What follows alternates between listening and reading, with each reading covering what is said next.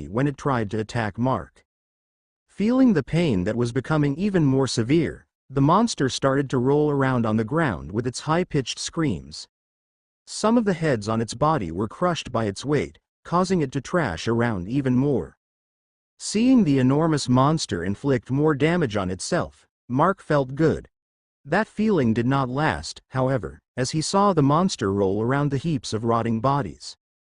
Its body then started to absorb the corpses in the same way it did with its fingers. Mark wanted to stop it. He attacked furiously while flying around. Shockwave after shockwave exploded in every flap of his wings that were glowing red. He flew back and forth, shaving as many of the heads on the monster's back with his flaming sword. Each of the head he attacked was not only destroyed but also burst into flames. Nevertheless, it was not enough.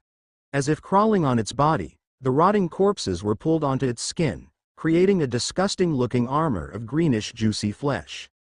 Many of the heads on its body were covered with the rotting corpses. Although it impaired its ability to see Mark in every direction, it also made it troublesome to attack without getting covered with rotting juices. Flam. Do you have any kind of area attack?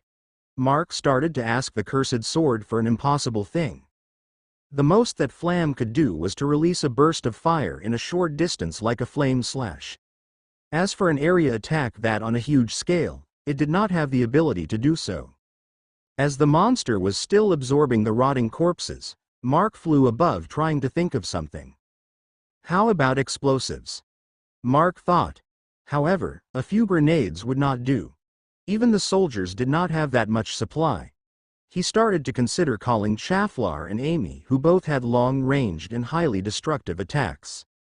While Mark was thinking, his eyes suddenly went blank. Asterisk asterisk asterisk in a split second, the scene in front of him changed.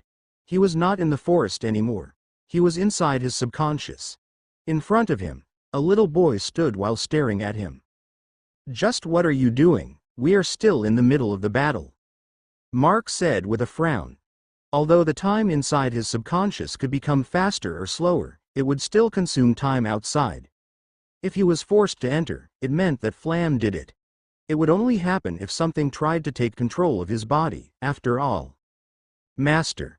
Unexpectedly, Flam kneeled on one knee. Give me a name.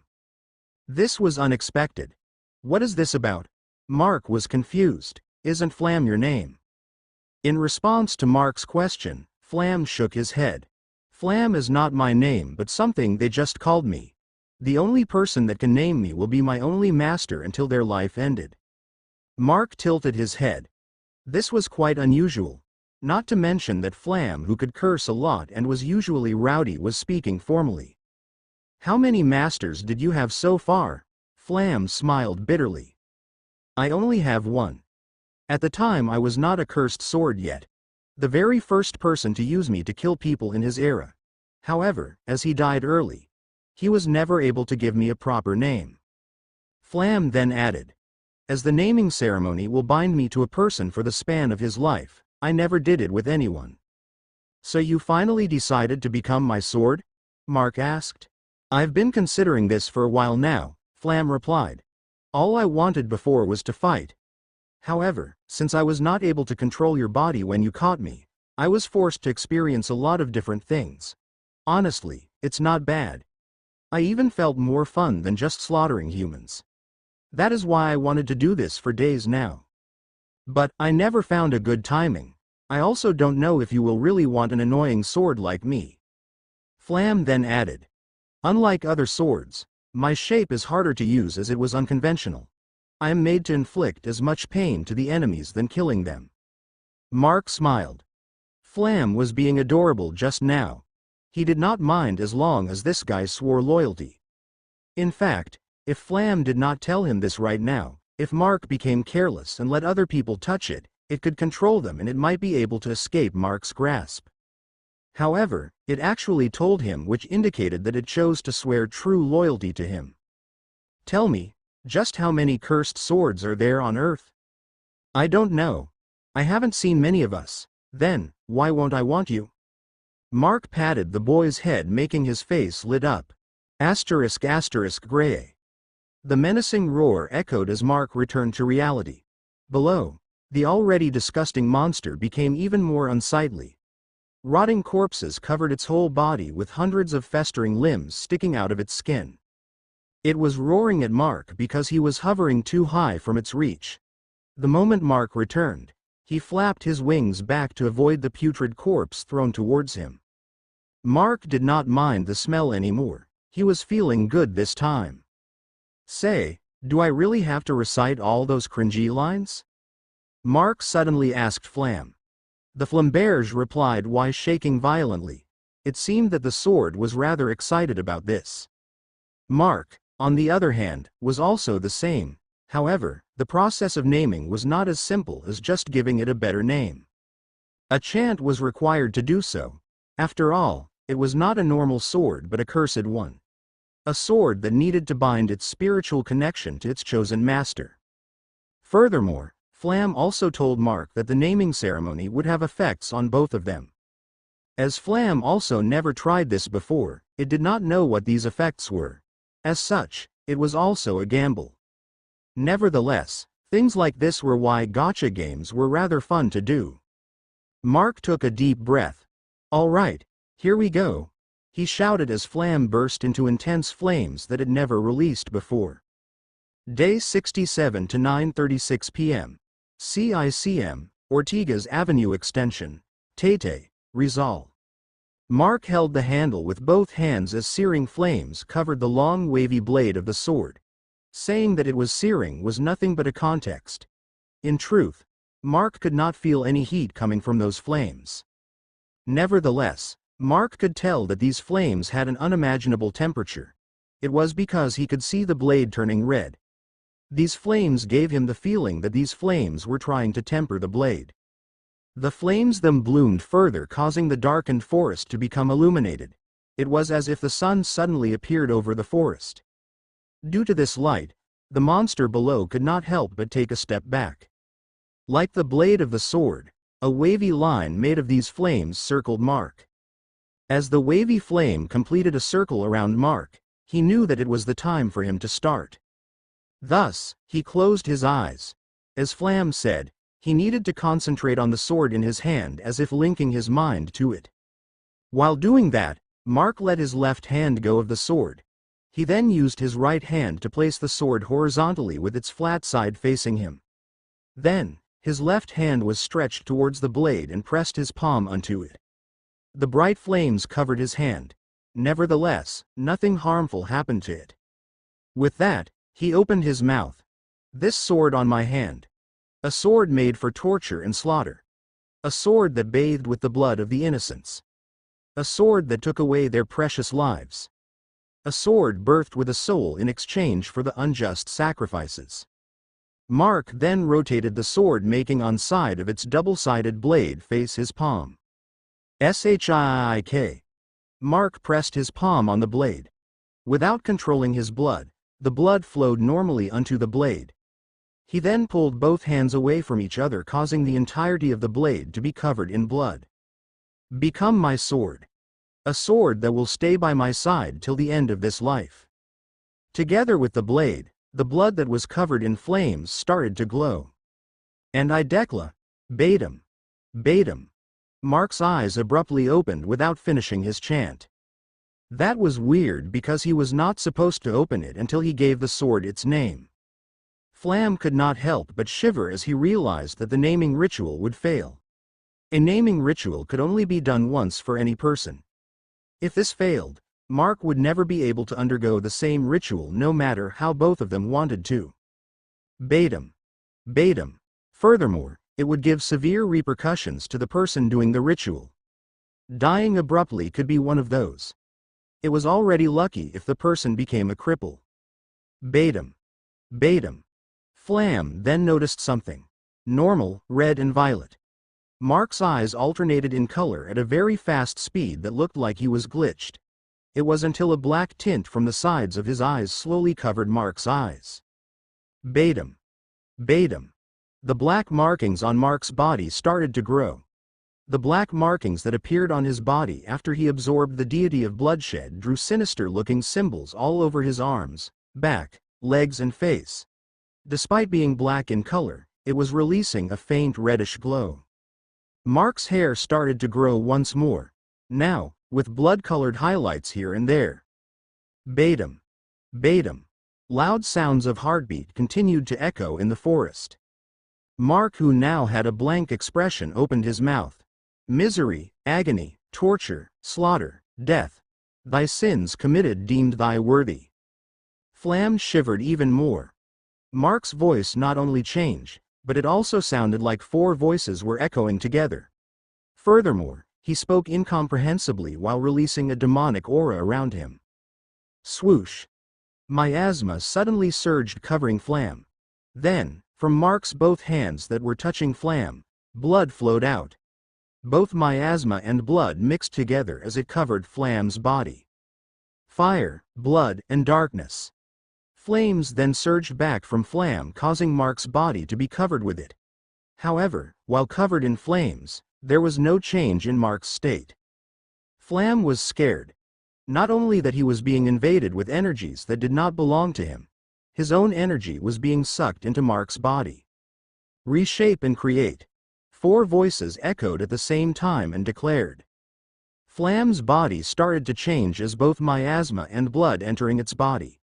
Its blade turned black with red veins glowing on it.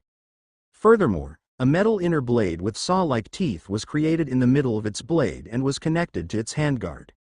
At the same time, the flames covering Mark's body were absorbed by him, causing his eyes to release an orange glow until the black color concentrated on Mark's pupils. Flames then surged from Mark's wings, reshaping it into a wing with veins of flame combined with the veins of red glowing blood. At that moment, Mark seemed to have snapped out of his trance. However, even though his consciousness already returned, he still behaved oddly. He spoke in a clear voice. The curse that brought your soul into existence will now free you from its binds. This is the night of your birth. Flam started to feel the overflowing power inside it. Unbound by the curse, thee are no longer a cursed sword. Clouds in the sky started to gather, swirling in an ominous manner. Brooches of lightning webbed through the clouds as if welcoming the birth of a powerful treasure. Mark then threw Flam, who was still covered in miasma, towards the sky. Thom. A thick branch of lightning struck Flam before the lightning branched downward. The branched lightning struck the ground and trees. Thy name will be Ignis Tenebris, the demon sword of black flames. Flam. No, Ignis. The demon sword with the name of Ignis Tenebris fell from the sky onto Mark's right hand. The red veins on the blade and body of the sword glowed brightly as if rejoicing its birth. Black flames then surged out of Ignis and turned into a ball of flames suspended in front of Mark. Without any hesitation, Mark used his left hand and pierced the ball of flames. As his hand entered the ball, it then spun, creating a small whirl that entered the back of Mark's hand. The entirety of the ball entered Mark's hand, leaving a new mark on the back of his hand. This time, it was not black but a red-colored one that showed the shape that Ignis currently had. After taking a good look at Ignis, Mark turned his head towards the creature below without any warning.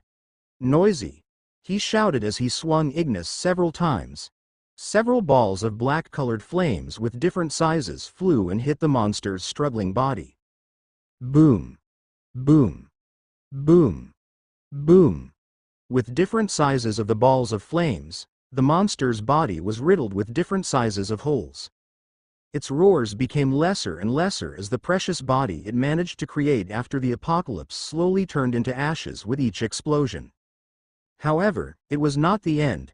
Mark started to swing Ignis almost everywhere, scattering black-colored flames to engulf the whole place.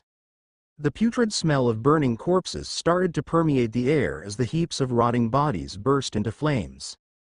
Flapping his wings, Mark slowly landed at the center of the area covered in flames.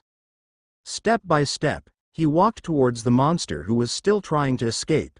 However, with its incomplete body, there was no way that it would be able to do so. With the struggling monster in front of him, Mark smiled sinisterly. Black flames covered the blade of Ignis.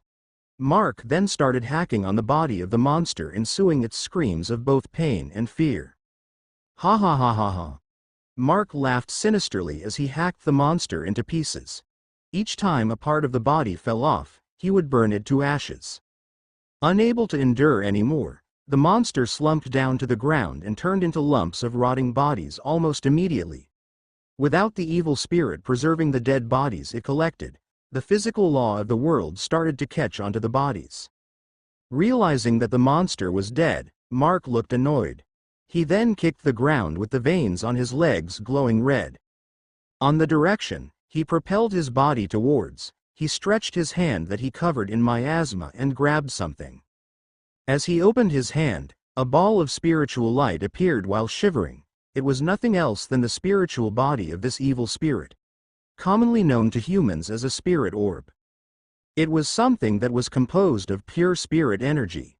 As the orb shivered, Mark could tell that it's struggling to break free. However, how could he let such a precious thing to go? Without thinking twice, Mark pulled the sleeves on his right arm, revealing the psi crystal embedded on his arm. He then shoved the orb onto the crystal. KKKIRRRRRYYYYYYA. An ear-piercing screech was emitted from the orb as its body started to disappear. KUKUKUKU. Mark chuckled as the music entered his ear. After the spirit orb fully disappeared, a black see-through marble-sized crystal came out of the psi crystal. It looks different, Mark said as he stared at the crystal in his hand. Master, aren't you feeling odd? A childish voice of a boy echoed in Mark's mind. He could not help but turn to the sword he held on his right hand. Is that you? Yes, Master, so, you can do this now? Mark nodded. It was better this way, as he would not need to enter his subconscious world to ask Ignis about things he wanted to know. Yeah, I seem so, Ignis replied with glee. Wait, that's not the issue here, Master, are you really alright? Why are you asking that? I'm fine. Actually, I feel better. I never felt this way before, as if something locked up finally managed to come out. Ha ha ha ha. Ignis shivered. Something was definitely wrong. Ha ha ha ha. Mark's laugh, however, slowly faded. The darkness in his eyes vanished as it closed and his body fell down surrounded by black flames. At the same time, the black markings that covered his body slowly retracted. Clang. Mark let go of Ignis as he fell unconscious. Ignis could not help but panic. After Mark let go of it, it started to fly around Mark while calling through his mind. The demon sword did not even realize that it was moving and even flying on its own. Day 68 to 7:22 a.m. Maryhill Retreat House, Ortigas Avenue Extension, Dolores, Tate, Rizal. The night of fear had passed unexpectedly. As the sun rose to spread its shine, the retreat house already changed. It looked the same, yet different. The eerie feeling that the retreat house that loomed over it before was gone. What was left was a beautiful place. It was a wonderful place to spend a day or two away from the chaos that spread by the apocalypse. Even the sunrise was a pleasant scene to see from the higher floors of the retreat house. Anyone would forget that they were still in the middle of the end of the world. Well, that was the case unless they went to the area north of the retreat house. There was nothing there. Literally nothing, with almost everything burned to dust. The forest that covered the northern slope between the retreat house and the seminary was gone. All that was left was the scorched earth that spanned several dozens of meters. There might be a few things left like charred skulls and bones. Nevertheless, their number was insignificant, as it would be hard to find one unless they purposely looked for these things. Asterisk asterisk asterisk. With a throbbing head, Mark slowly opened his eyes. He pulled himself up and saw that he was currently on a bed. He then sat while he rubbed his temples as his head felt heavy and was aching a bit. A wet towel fell from his head, which he immediately caught by reflex. He also noticed that his clothes were changed. Mark tried to pull his left hand, but he felt some resistance. There, he realized that several people were surrounding his bed. All of them were asleep in poor postures. Abigail and Miracle were sleeping on his right side. The two fit themselves in the narrow space beside him. It was fortunate that Abigail did not fall off, being the one sleeping at the right edge of the bed. To his left, Mark saw Iola, who fell asleep while sitting on a chair. Her neck tilted to her left as she slept. It was not difficult to notice that she would have a painful neck later. Mark also saw May to his right. She was sitting on the floor while her head and arms rest on the bed. Both her hands were holding onto his right hand. No wonder he felt some resistance when he tried to pull it. These girls. Mark shook his head. It was likely that they tried to spend the night awake. However, they were not able to endure. Yesterday was a tiring day on the road, after all. Of course, it might be different for Miracle. She probably decided to shut her body down since everyone was asleep. When she did that, she surely slid herself between him and Abigail. With Abigail's personality to even cheat to remain close to Mark, she would not let Miracle lie down between. Flam. Mark called out in his mind. A response came, and Mark was surprised. He did not expect that a sword would come flying in front of him. Master, it's not Flam anymore, don't you remember? The sword's childish voice echoed in Mark's mind. Ah, right.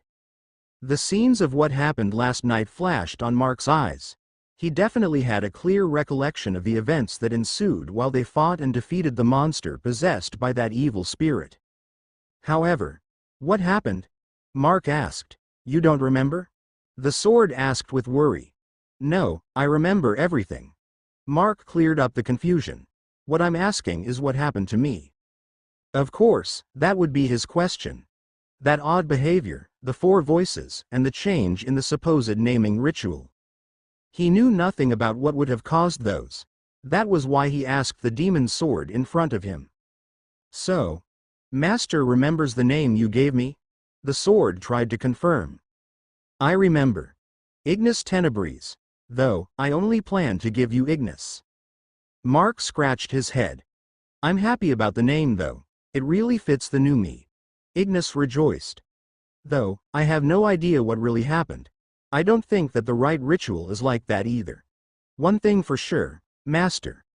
The thing that happened last night is because of you. Ignis spoke his deduction with a strong conviction. As the sword who chose its master and wanted to be named, it would not do anything that could possibly ruin it. Mark stared at Ignis floating in front of him with confusion. The two heard a faint voice. Mark turned towards the source of the voice and saw that May slowly opened her eyes. Realizing that she fell asleep, May suddenly pulled her body. When she turned to Mark, she saw Mark sitting on the bed while leaning on the headboard. Good morning. Mark greeted with a low voice and a smile. May did not respond. Instead, she stared at Mark as her tears flowed out from the corner of her eyes. Mark then put his right index finger in front of his lips. Shish, he said and pointed at the three little girls before he signaled May to come closer. Unable to hold back, although silently, May jumped to Mark's embrace. Sorry I made you worry. Mark patted her head as she burrowed her face on his chest. It's okay.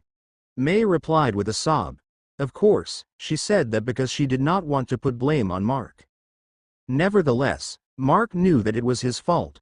They are really worried about you, Master. They found you unconscious in the middle of the burning forest.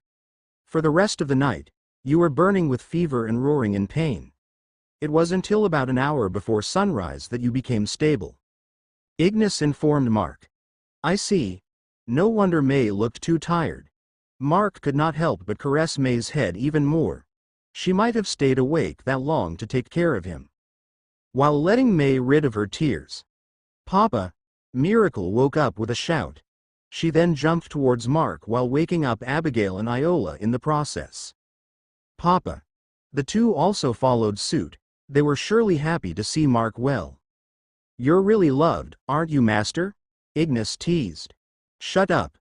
Mark replied with an annoyed face as he looked at the sword. The noise created by the three girls alerted everyone about Mark waking up. Sure enough, it became noisy. At the same time, Mark was informed about what happened after the fight and when he fell unconscious once more. Apparently, Miracle and the Blood Children, even Chaflar, felt the odd incident that happened on Mark during the naming ritual. They had been quite jumpy. They wanted to find Mark, however, miasma still covered the area they were in. As the only one able to pass through, Crimson went out. Crimson arrived just when Mark fell unconscious. He even saw Mark talking to Ignis, which prevented anyone from thinking that the demon's sword was an enemy. After all, Ignis had its appearance change. At the same time that Mark fainted, the miasma protecting everyone vanished, enabling them to get out. May and the others immediately tried to find Mark since Miracle said that her papa fainted. When they found him, Mark was already feverish. Due to the event, the military surveyed the area if they could prolong the stay here. After all, they could not go on with the journey with the commander being unconscious. It was a good call. After leaving this place, what they would traverse was the main road going through Antipolo, Rizal. This meant that along almost the rest of the way, they could pass through where the traffic and infected were most concentrated in this municipality. Furthermore, the road they would need to traverse was longer than the previous ones before arriving at the next resting point. Although it did not mean that they could not do it without him, however, as Chaflar, who was the main firepower, only listened to his orders, things would become harder.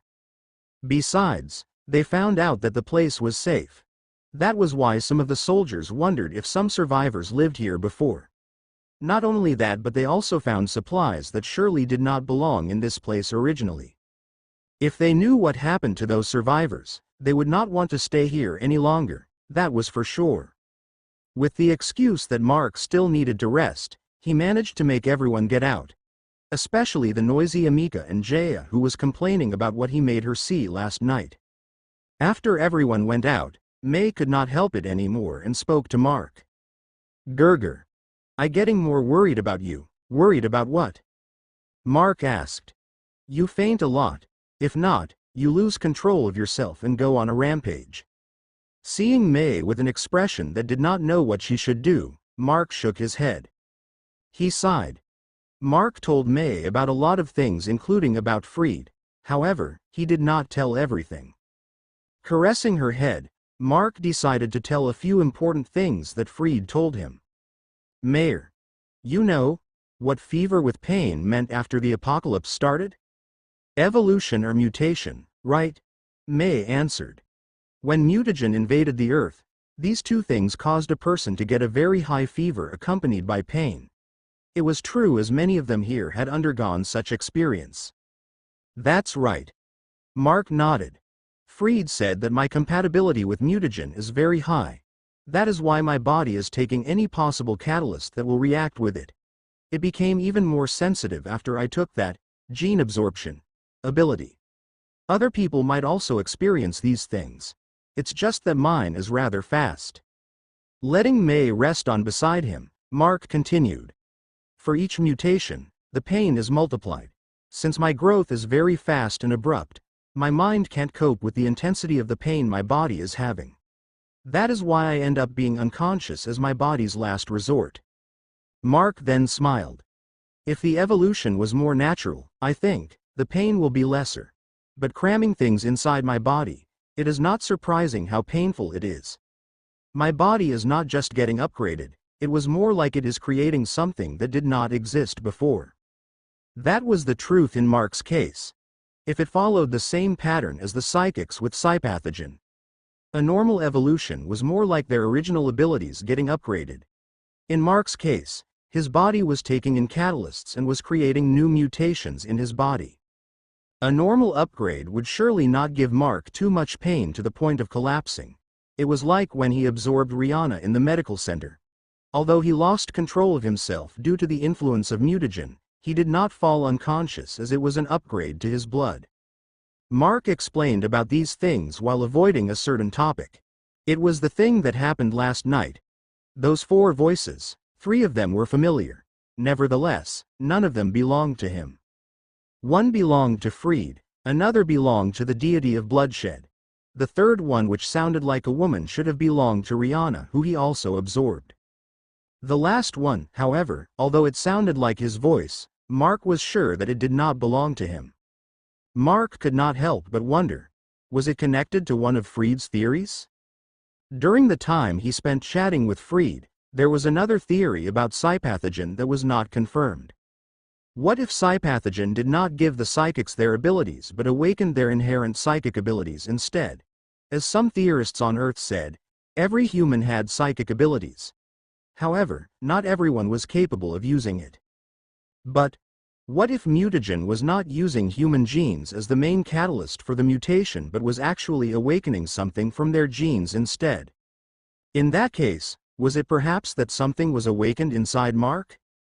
While thinking of that, the image of the consciousness that tried to take over his body when he became a mutator came up in his mind. Was it perhaps Day 68 to 8:02 a.m. Maryhill Retreat House, Ortigas Avenue Extension, Dolores, Tate, Rizal. Since May was concerned about him, Mark readily told her about some of the things she needed to know. It ended up with her staring at him seriously. Mark stared back with a look that was asking for what she wanted to say. Promise me. May spoke. Promise me that you won't do dangerous things like that anymore. At least, not alone. She spoke with a very serious face as she held Mark's hand tightly. May was not wrong with what she said. Since Mark was likely to do more dangerous things in the future, he should not be alone anymore. It was because most of the instances that he fell unconscious were when he was alone. First was when he fought with Odalina when she was on a rampage. At the most dangerous moment, Freed came out and saved the day. Still, he fell unconscious because of his severe injuries while he received his regenerative abilities as an evolver. The second time was when he lured the stone-clad woman and the frog-headed infected away from the evacuation convoy. He became a mutator at that time alone. If not for Freed securing his survival, he could have turned into a failed mutator. Next was when he fought the deity of bloodshed. After absorbing the formless demon and ingesting the physical crystal, he fell unconscious too. Fortunately, his mutation at that time was too powerful and the miasma swirling around his body continued until he woke up. This was the fourth time. If not for Ignis securing that he would not be consumed by the flames he conjured himself, although he would not die, he might have received injuries. Hearing May's request, Mark felt rather troubled. He was glad to have her worrying for his safety. However, he would not be able to stomach it if any of them became injured while accompanying him. Still. All right. Mark nodded. If he did not want to make them fall into danger, then, he just needed to grow even stronger. Strong enough that no harm would befall even on a single strand of their hair. Mark then paused and made a bitter smile. Before the apocalypse, he was just a person like him rotting alone in a closed dark house. The only things he had were his video games, anime and the non-reachable idols he watched on the internet. Who would have thought that a shut-in like him would have the motivation to grow stronger now? Furthermore, the reason for it was some 3D girls. I became a hypocrite of my past, don't I? Mark thought. Gurgur. May called out while tilting her head cutely. She was confused about why Mark was showing such expressions. It's nothing. Mark smiled and decided to change the topic. By the way, what is that thing? Mark pointed at something wrapped with a cloth placed on a table near the door. He had been in this room last night and could not remember that thing being placed there. If not for May and the little girls sleeping around him, that would be the first thing he would notice. Since that thing was wrapped with a thick cloth, all he could see was that it was something spherical about the size of a soccer ball. May stood up and took the thing Mark pointed at. When she returned and sat on the bed, unwrapped the item revealing a black ball. No, it was not a ball but was a stone. Is this what I think it is? Mark asked as he turned towards Iola. Iola nodded, confirming Mark's thoughts. This black spherical stone was nothing else but a very large-sized mutagen stone. In fact, Mark could feel some reaction from the psi crystal on his arm when the stone was unwrapped. However, Mark could also feel that this thing could not be absorbed by the psi crystal because of a certain reason. Isn't this too concentrated? Where did you all find it? Mark asked with both amazement and confusion. Papa, we got this from the monster you defeated. Iola answered. It was certain that she was the one that found it, however. Where? That thing had no real head at all. Mark was confused. As mutagen stones were found inside the heads of mutated infected, it was kind of unexpected that something this size was inside a headless monster. This thing would surely not fit on any of its 100 heads either. Inside here. Miracle interjected while pointing at the left side of her chest. The heart, huh? Mark scratched his head. This was getting confusing. Furthermore, what could they do with this thing? For sure, it could not be turned into an empty, physical crystal, since it could not be absorbed. His workload after they arrive at the base increased again. There was also the spirit tree that he needed to plant. One of the things he wanted to do was relax before starting to fulfill his promise to Freed. However, it seemed that his free time lessened further. ******* Day 68 to 12:16 p.m. Recreation Area. Maryhill Retreat House, Ortigas Avenue Extension. Dolores. Tate. Rizal. Soldiers roamed the vicinity ensuring the safety of the place. Still, it was unexpected that aside from the threat of the supposed ghost, there was barely anything dangerous to mention. There were infected appearing outside the vicinity, however, the number was very small. They were barely a threat at this point. Of course, it would not be for too long. The infected were drawn to places where people were staying.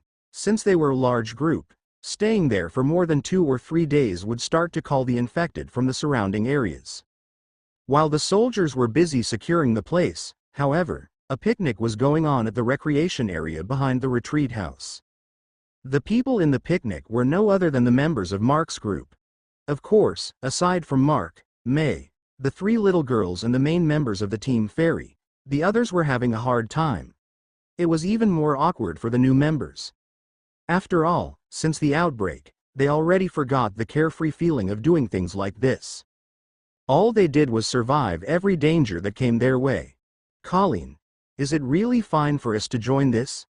Annalyn whispered as they sat inside one of the huts in the recreation area. It's fine. It's fine. Look at Jaya, she's even sitting with Mark and May. Colleen said while looking at Jaya, who was happily laughing while listening, playing with Theodore on her arms. She was also showing the baby to Mark and May. Lynn, it's better if you just enjoy things if we can. Philip, who also sat inside the same hut, spoke. These kinds of things are good for our mental health. Look. Philip pointed at Edward, who was feeding Emmy. Emmy, who seemed to like the current atmosphere, was showing some response, though a bit vague. Still, there was the creepy smile when her eyes fall on Mark's side. Until now, no one could fathom what was going on with her. Asterisk asterisk asterisk. Of course, the activity of Mark's group was not accepted by everyone. On the second floor of the retreat house, a group of people was watching what was happening in the recreation area. Look at those people. Don't they know that the world is ending? They actually have the gall to have fun. They sure know how to waste time. The one speaking was no other than Harold, the leader of the survivors that were rescued at the municipal hall of Tete, Rizal. He was frowning as he viewed such activities after the end of the world as nothing but a waste of time. Furthermore, they should already be on the way to safety if not for the commander of these people returning injured. Yeah, they're wasting their time. Let's see if they can still laugh like that if we are suddenly attacked by the infected. One of the people in their group chimed in. They can have fun like that since they are strong. Kate spoke while staring intensely at Mark. With her natural disposition, it was easy for her to gather information from other people, especially men. Of course, it did not mean that she would blindly share the information she gathered. That was why these people were behaving like this. It was because they did not know the true strength of the group below. They think that most of their strength came from those odd vehicles and the three monsters. Prince, on the other hand, was silently staring at the women below like a dog in heat. At the side, someone was looking at them like idiots, though. He was nothing else other than Case. Compared to these narrow-minded idiots, the carefree people below were more reliable. As such, he decided to leave with both his hands on his pockets. Case, are you leaving again? Kara immediately noticed him even though the others were oblivious. Hearing Kyra's voice, the others noticed Case that already turned around to leave. Case, are you slipping out again? Harold questioned with a frown. Case turned his head and looked at Harold with his right eye. You said that they are just wasting time, right? Then, it will be better for me to leave than waste time watching others waste their time. Case then turned around, avoiding the angry glare of Harold. Kara looked at the two alternately before chasing after Case with a worried expression. Of course, after the two left, Harold was fuming. Just let them leave, Kate spoke with her normal seductive tone. Unlike us, they don't have powers. They are more anxious about things. That made Harold take a deep breath. That's right. Harold nodded. Just let those two be. We don't need weaklings. Asterisk asterisk. Weaklings. Huh. Case snickered. Although he was already on the first floor, he was able to hear those people above. Case, you're being rebellious again, Kara exclaimed in worry. It had always been like this. Everyone would follow Harold's instructions since he was the leader. Everyone except Case, though.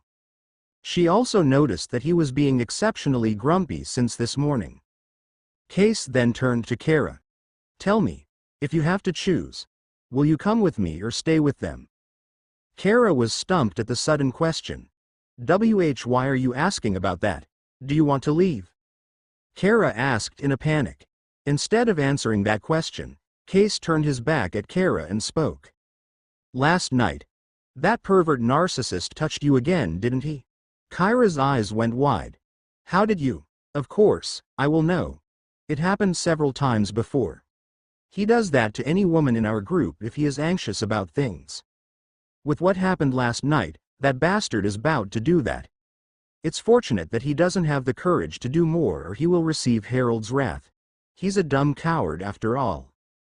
I'm thankful for Harold that he made such rules. Case looked up. Still, you didn't even ask me for help. Tears fell from Kyra's eyes. I'm sorry. I don't want you to get in trouble. He's someone with powers. We're normal people. There's no reason to stay with those idiots anymore. I'm going to leave. Will you come with me? You don't need to undergo those horrible things anymore. Case spoke with a sinister glint in his eyes. But, Sir Harold will not forgive us. Don't worry about it. Case grabbed Kyra's hand. Their existence is already useless to us. I already talked with the commander of the soldiers last night, remember? That person is way better. No, he's incomparable to that tyrant. I'll try to convince him to let us join them. Case added, which made Kyra nod. Receiving her affirmation, Case looked down. He had quite a guilty expression. Actually, I'm sorry. I let you suffer like that. Even though I knew, I didn't make any move. Don't worry, I'll personally erase that bastard after tearing his precious face apart. Case, what are you saying? Kyra asked, but Case did not reply. He pulled her away. Their direction, towards the recreation area. Day 68 to 12:32 p.m.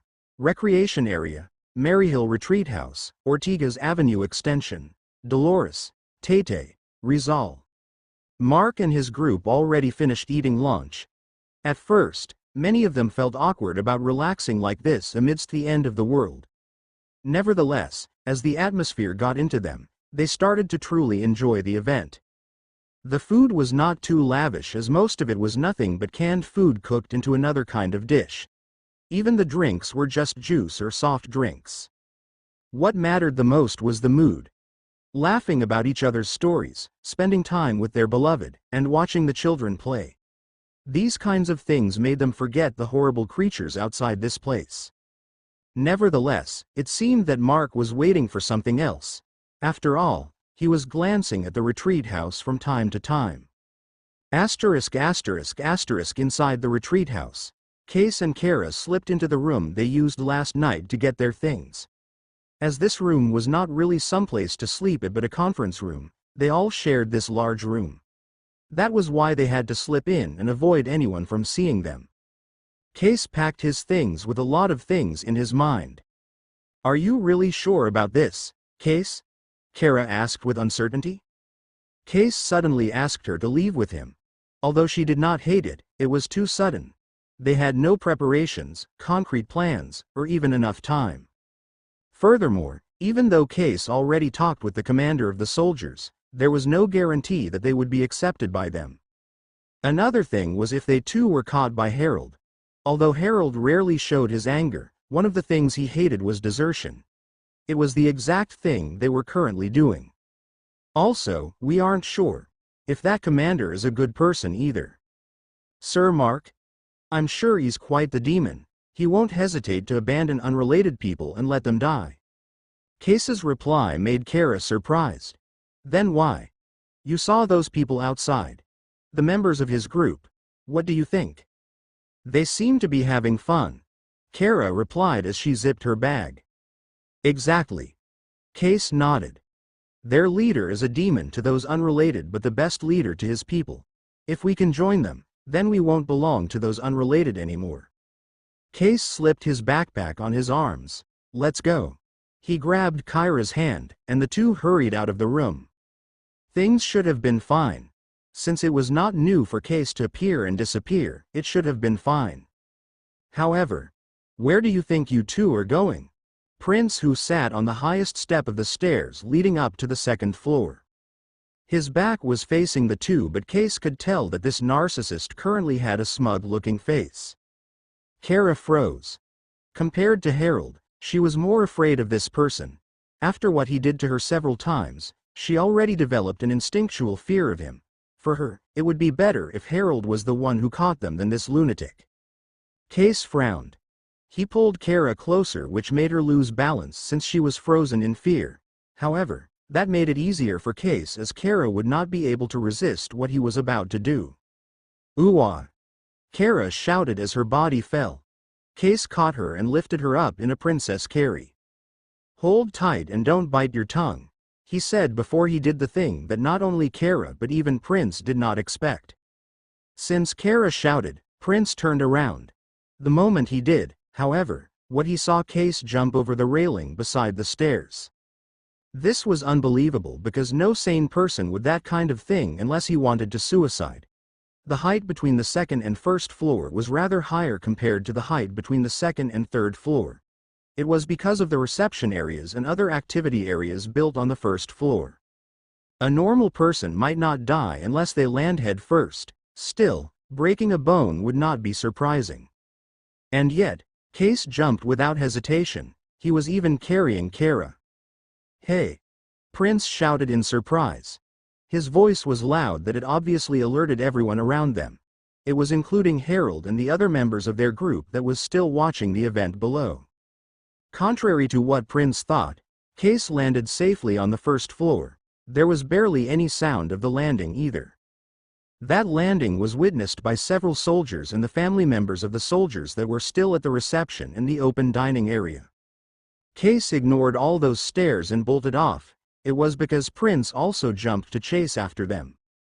As a mutator, Prince landed on the first floor without effort. "Case, how did you?" Kara was in shock. Although she managed to hold her scream when they fell, what just happened was still unbelievable to her. "I'll explain it later." Case continued to run while Prince chased behind them. Asterisk asterisk. "Here they come." Mark spoke while looking at the back door of the retreat house. Crashing the event, Case came out of the door while carrying Kara. Of course, the place fell into silence as they immediately became the center of attention. "Gerger, are you waiting for them?" May asked. "I am. Those two will be our new members." Mark confidently replied. "They seem to be in trouble," May said as Prince also passed through the door chasing after the two. "It's fine, they are not." While Mark and May conversed, Case already arrived in front of Mark. "Sir." Case was about to say something, but he was cut off. "Just leave her here. Do what you need to do." Case nodded and put Kara down. "Just stay here. All right?" Case spoke with a serious expression that left Kara an impression that he would not take no for an answer. "Okay." Kara replied even though she was still uncertain. As Case was about to face Prince who hesitated to chase further, he heard Mark speak. "Give us a good show." It might be simple words, however, Case understood the deeper meaning. While Mark would openly welcome someone like him, he still needed to prove his worth. Case stepped forward Prince with a subtle smile on his mouth. "Hey, Case. What do you think you are doing, huh? Harold won't forgive you for this." Prince spoke with a frown. With his personality, he would not want to cause too much ruckus in front of the girls he was drooling for. That was why he hesitated. To his surprise, however, Case tilted his head in confusion. "Really, how naive are you? Do you really think that I'm afraid of the likes of you? Even that bullshit leader wannabe. Just who the hell does he think he is?" Case spoke in a manner very different from what they were used to. "So, that's how you think of me, huh?" Harold along with the other members of their group heard what Case said as they went out through the back door of the retreat house. "What else should I think about you? I'm not like those idiots groveling at your feet," Case said with a snicker as he panned his eyes to the other members of Harold's group. Of course, they were offended. Nevertheless, Case was right about it. They were idiots for being easily manipulated. Harold was not a good leader. He was just good with his words. He managed to convince the others and gain their hearts and minds as their leader. Slowly, he made others rely on him, making them think that they would not survive without him. As for other aspects, this so-called leader was trash. His planning was trash enough that many of their previous members died horribly. Yet, Harold never once admitted that their deaths were his fault. He always shirked the blame for saying that the ones that died were not weak and not suited to the current world. The remaining ones should not follow their steps. Prince, on the other hand, was a pervert who would lay his hands on any girl he got close to. The worst part was that his handsome face made it harder for some of the women to resist his advances. This guy's mental case was so severe that he would not hesitate to touch the underaged Kara. In fact, the social climber, Kate, was better than any of them. In the least, she knew what she should do and not. Harold. Case spoke without any shred of respect. We will be splitting up with your dumb group. It's better if you all don't bother us anymore. He then turned to Prince. As for you ugly bastard, I have a score to settle with you. Case spoke to the narcissistic pervert with a smirk. Prince's face turned red in fury. Others might not know it since no one paid attention. Case, however, observed them far more than they would have imagined. The narcissistic Prince, he was too sensitive to the word ugly, especially if the word was personally spoken to describe him. Once that happened, Prince would lose control. Seeing Price fume in fury, Harold panicked. Although he did not like the group watching even a little bit, it would be bad to show such unsightly behavior around them. After all, they still had the command over the soldiers. It would be bad if they suddenly decided to leave them behind. Prince! Don't! Harold shouted. However, his shout fell onto deaf ears. Prince charged towards Case without any shred of sanity on his face. Who are you calling ugly? Prince shouted. He charged while his body transformed. His pupils turned red and started to show divisions. His pupils looked similar to compound eyes found on many insects, especially the genus of flies. A segmented armor covered his arms and on his back, a pair of clear wings grew. His mouth split into several parts showing a horrifying shape. Buzzz. His wings fluttered fast causing a loud buzzing sound causing him to hover above the ground. With his transformation, he charged towards Case at a very fast speed. Furthermore, he was screeching in fury as he released killing intent towards Case. Case! Kara could not help but scream in fright. She was about to run towards Case when she felt someone holding her shoulder. Looking behind her, Odalina was there. You should trust your boyfriend more. Mark spoke, which caused Kara to blush despite her fear of what was about to happen to Case. But, Case. Kara stuttered while she tried to beg Mark to save Case. Why don't you look? Mark pointed in front, making Kara turn back to Case. She was shocked. Without a doubt, Prince was attacking rather fast. Smacking with his armored arms, attacking with the pointed protrusions on his armor, and kicking at different angles while flying around Case like a dizzy fly. Nevertheless, none of the attacks managed to land on the supposed to be weak Case. Even Harold and the other members of their group could not believe what they were seeing. Among the 3 mutators in their group, Prince was the fastest. Even though he was quite out of his mind at this moment, his attacks were still fast. Yet, Case was dodging each attack by a small margin. Ugly, can you fight seriously? Case pushed Prince's anger further. He started roaring like a severely mentally ill patient. At the side, Ophelia landed on Mark's shoulder and spoke. That boy isn't bad. He's really good at reading the attacks in advance. He must have good eyes. He still lacked experience though, Mark added, which made Ophelia nod. His personality is somewhat similar to a certain person, Ophelia said before mischievously flying away. This woman. Mark shook his head. He could admit that there were similarities between him and Case. However, there were more differences. Day 68 to 12:42 p.m. Recreation area, Maryhill Retreat House, Dolores, Tate, Rizal. Kate, what do you think? Harold, who could not do anything but watch the fight, asked Kate with a deep frown. There was no merit in this battle at all. He was infuriated at the sudden declaration of Case and Kara to leave. However, thinking about it more, there was not much demerit in letting them go. Among their group, these 2 were the hardest to deal with. Kara might be more manageable, but Case, there was no way for this boy to fall to his words. Also, since Kara was close to Case, it became harder to deal with things. Furthermore, these 2 suddenly had a connection with these people, which made him confused. Just when did this happen? If their declaration came in another time, Harold might have dealt with these two like what he did to others. However, there was nothing he could do right now. Absolutely nothing. "I'll be frank," Kate replied. "We might lose that pervert in this." The frown on Harold's face became darker. He also thought the same. Prince was not fighting the introverted boy they knew.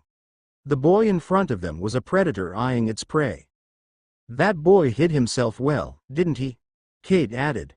Back then, at the municipal hall, the food they had was limited. As such, to ensure proactiveness on gathering supplies from their members, those that contributed more would have a larger share. Due to that, the less proactive Case had a smaller share of food and water. He should have starved to death in that circumstance.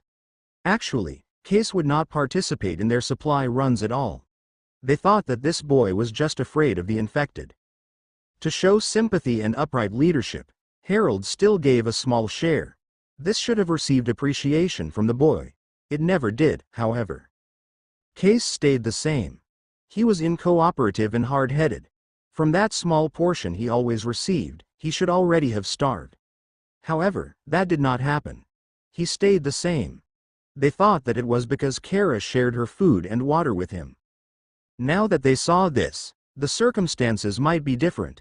Now, they understood one of the things that happened every time Case managed to slip away without any of them realizing. "Kate." Harold called with a low tone. "What is it?" "Prepare to interfere if Prince is about to get killed." Hearing that, Kate looked at Harold with an annoyed look. "Can't you just let that pervert die for God's sake? His personality might be trash, but we still can lose him. There's only 3 of us here. Losing him will be a great demerit for us." All right. Kate shrugged her shoulders. "But you better put a leash on him if you don't want more of us to leave." What Kate had said knocked Harold hard. He could only nod with a frown. ***. Stop dodging." Prince roared with rage. He was totally consumed by his anger. Case being able to dodge his attacks by a hair's breadth did not help in subsiding his rage. Being called ugly was something that would trigger his inner demons. The last person that did that was secretly murdered by him. Like his attacks towards Case right now, there was not a pint of holding back. He was absolutely trying to kill the boy in front of him. On the other hand, Case just smirked as he continued to dodge each attack. Of course, there was also no way for him to counterattack. With his current strength, all he could do was to avoid each attack. Nevertheless, he was not afraid. After all, he was not using his abilities as a mutator. ***. Case. Kara clasped both her hands together over her chest.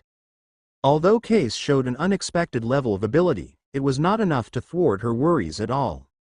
It was then when she heard Mark speak. "He's finally going to counterattack, huh?" That made Kara turn to Mark before she turned her head back facing the battle, in panic. Bam! Everyone exclaimed in shock as Prince crashed on the ground. Even Prince had the shock of his life. His eyes were open wide as he tried to comprehend what had just happened. What he remembered was that he buzzed towards Case and was about to grab him. Once the boy was caught, there was no way for him to dodge his attacks anymore. Then, Case's pupils enlarged and changed in color. His usually brown pupils turned golden. Not only that, but his appearance also changed. When Prince was close enough, Case jumped to his right. Then, he felt a massive impact on his back. Prince was not able to see what happened, but everyone else did. After Case jumped to the side, he kicked the ground too hard with his right foot that he spun his body in the air before he dropped the same foot on Prince's back. Seeing the transformation of Case, both Abigail and Jester hid behind their parents. Abigail behind Mark and Jester behind Monique. Case had the same kind of transformation as the 2 children. He grew a pair of triangular ears on his head while his hair changed to a mix of gray and white colors. There was also a fluffy-looking tail that dangled under the back of his shirt. However, unlike Abigail and Jester, Case was not a cat. "A literal wolf in sheep's clothing, isn't he?" Mark commented, and everyone that heard him could not help but agree. As Mark said those words, Case already raised his foot to stomp on the back of Prince. Buzz. Prince hurriedly flapped his wings as he felt the killing intent behind him. He managed to launch his body away as the foot of Case fell. Bam! That stomp was not a joke. Even Harold and Kate almost jumped to help. Fortunately, Prince managed to dodge. If not, his spine would have been broken already. Case's foot sunk onto the ground for about 3 inches. That force was more than enough to crush anyone's bones. Unfortunately, Case had no intention of letting Prince go. Case stretched his fingers with his nails already turned into thick claws. He then stretched at a speed comparable to a bullet. H, Prince screamed in pain. Without effort, Case caught the left foot of Prince. His claws dug deep into his skin, which caused that scream. Case then pulled Prince back before slamming the pervert on the ground with a big swing. Gaha. Prince coughed blood as his back and head slammed on the ground. Even his clear wings were torn from the impact. Attacking the enemy's weakness, it was the easiest way to win. In Prince's case, his arms were armored and the front parts of his body, especially his face, were guarded by these armored arms. The greatest strength of Prince was his wings, as it enabled him to fly at fast speed. However, it was also his weakness. Once the wings were broken, more than half of his capabilities would be lost. Then, crack! Case stomped on both arms of Prince. The arms were still fine, but both armors had been cracked. Of course, the boy would not stop there. He wanted to break these arms and hands that were used to touch Kara. However, Case, that's enough. Harold and Kate already rushed to rescue Prince. If the two let this go on, even if Prince was left alive, he would be nothing but useless baggage. Harold secured Prince and pulled him away while Kate blocked Case. "You two better stop meddling," Case said in a menacing manner. There was even a tint of killing intent in the stare he gave Kate, who stood in front of him. "You probably won't believe me, but I don't want to meddle at all. Like you, I wanted this pervert dead. But it's best that you stop already." Kate tried to persuade Case. "Look at Kara." Hearing that, Case turned his head. He saw the worried Kara, who had tears in the corner of her eyes. "You are right with what you said. We are a group of dumb people. But it's better for you to not lower yourself to our level. Just return to Kara. I'm sure she's not used to seeing you behave like this." Kate tapped the boy's shoulder before turning around. Case observed Kara before sighing. He took a last chilling glare at Prince, who was being carried away by Harold, before walking towards Kara. Case. The fight was over and Odalina let go of Kara. She immediately rushed towards Case and embraced him. "Sorry, did I scare you?" Case asked with a bit of guilt. It was not wrong to say that he also lost himself to anger. In response to his question, Kara only shook her head and sobbed while hugging him. "Are you sure you two want to let that guy go?" Mark's voice interrupted the two with a question. "Honestly, no," Case bluntly replied, which made Kara look down. It was obvious that Case planned to kill that guy on the spot after playing with him. Nevertheless, he stopped for her sake.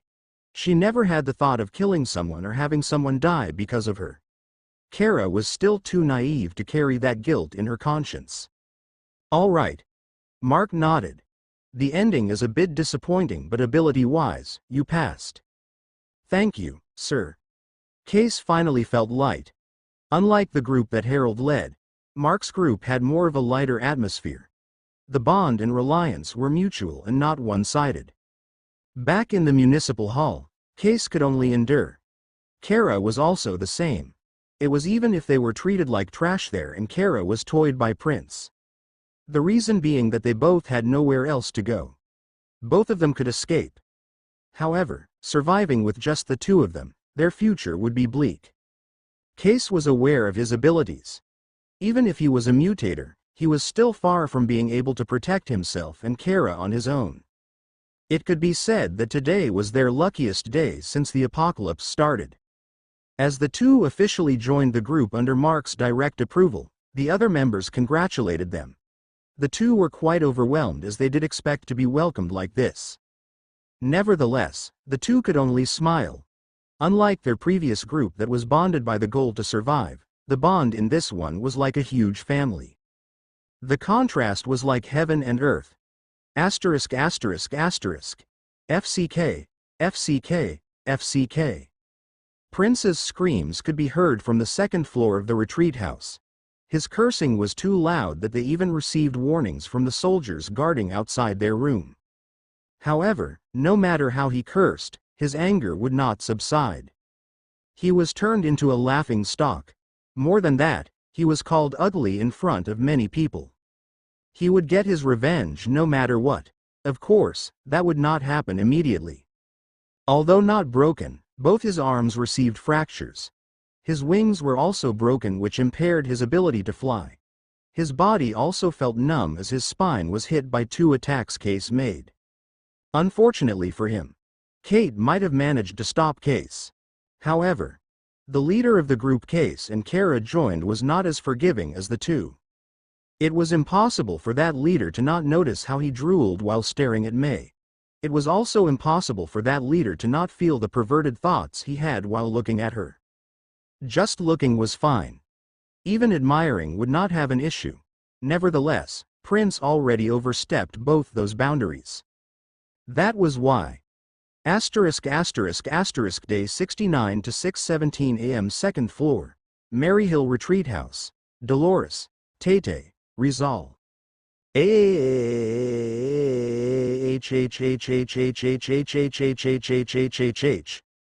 Early in the morning, the scream of the annoying perverted fly caused turmoil to everyone. Day 69 to 6:18 a.m. second floor. Maryhill Retreat House, Ortigas Avenue Extension. Dolores. Tate. Rizal. The soldiers tended to their duties early while most of the other people were already preparing for departure. It was when the scream of a man was heard. Everyone was disturbed by the sudden scream that echoed across the whole building. The other night, everyone heard a woman's scream. This morning, it was a man's. Nevertheless, because the soldiers disclosed the truth to everyone about the previous instance, everyone went into their alert mode as this happened. However, it was not the end of it. Kyhhhhhhh. Frightened shrieks of 2 women followed the man's scream. The soldiers, armed with their guns, rushed towards where the screams came from. Unexpectedly, the screams came from where the survivors they rescued from the municipal hall of Tate were resting. The soldiers kicked the door open and rushed in as they thought that it was an emergency situation. As the soldiers entered, however, they saw that the survivors seemed to be safe. Still, the situation seemed to be quite odd. Aside from the 2 women, who seemed to be the ones that screamed and were now huddled in a corner, frightened, everyone else stood facing a particular direction. All their faces were unsightly and even looked disgusted. What happened here? Lieutenant Baller came in and questioned Harold, who was among the survivors. Among everyone else, his face had the most unsightly expression. It was as if a large part of his plans fell out of its algorithm. As for the question of the lieutenant, there was no need for anyone to answer. Since everyone was looking in the same direction, he reflexively turned his head towards what they were looking at. There, the injured prince was on his bed. He was asleep. No, by the manner his eyes were opened wide and rolled up, it was more like he fainted. However, that was not the most pressing issue. Everyone knew that the person was Prince, but no one could recognize him anymore. At least, not by his facial appearance. His face was unrecognizable. Parts of it were swelling, some places were putrefying, and the broader areas were actually rotting. The handsome face he was proud of was awfully destroyed. Mark entered through the window being welcomed back by May and the little girls. Turning towards the window, stretched his back while he looked outside the window that faced the steep side of the hill. Even if the city was already devoid of people, the scenery from his place was something to admire. No, perhaps, the lack of people was the element that made it look this way. The girls were already preparing to leave like the others. That was when most satisfying screams he had not heard for some time echoed throughout the building. Gurgur, those screams? May asked as she saw Mark's satisfied expression. Don't mind them, Mark replied. Someone annoying just received a punishment he deserved. Okay. May nodded with a smile. Of course, she realized whose voice that scream was. And she was also glad.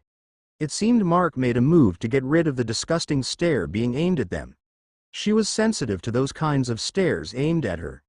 It was impossible for her to not notice, and she was already feeling very uncomfortable. As Mark started to help to move their things out of the room, his mood was quite lighter than before. Releasing his annoyance and anger last night was worth it. While some of the soldiers stayed on their lookout duties and everyone else rested, he slipped into the room of the survivors on the second floor. Using his shadow mist movement and optical camouflage, unless someone around was sensitive to temperature, sounds, or smell, he was undetectable. Without anyone able to notice, he stood in front of the bed where Prince was resting. Because it was still the duty of the soldiers to watch over these survivors, the medics already tended to Prince's injuries. His arms were splinted and bandaged while his back was covered with cold press. He also had other wounds he got from being smashed on the ground hard. The soldiers actually wanted to use a bottle of regeneration medicine that Bay City successfully replicated from the research Mark delivered. However, Mark forbade them to do it. When they asked for the reason, Mark replied with a logical thing they could not refute. It was better to reserve the medicine for the soldiers in fighting in the front lines. Giving it to a survivor that is only being protected is just a waste. What he said was right in a sense, and the soldiers could only agree. While Prince was a mutator that might be of help, they were still survivors that they rescued. Instead of making them fight, the soldiers rather put them in protection. Making them participate in the battles were just a last resort. As such, Prince did not receive any treatment more than he deserved. It was not like these survivors knew about the medicine either. When Mark saw Prince, he was disgusted. Beside Prince on the bed, two women slept soundly. It seemed that this narcissist already managed to seduce these to unbecoming his women. Unfortunately, his heaven turned into hell last night. One by one, Mark touched the heads of everyone in the room. Harold seemed to have felt some danger and woke up a bit. He returned to sleep almost immediately after seeing nothing. That allowed Mark to touch his head too. In every touch, Mark released the same surge of miasma he used to make Vem, the mutator of lust, sleep. This ensured that no one would disturb him as he punished the annoying fly. The worst punishment that a narcissist like him could receive. To destroy his handsome face to the point of no return. Silently, miasma covered the fly's face. As Mark needed to control it that he would not accidentally kill the bastard, it took about 10 minutes to finish. When Mark was satisfied, Prince's face was already a collage of swelling, putrefying and rotting skin. Of course, that was not the only thing Mark did. There was another thing, and he also left a souvenir, which made him snicker before turning into black mist and vanishing from the room. When Prince woke up, Mark was actually watching outside the window.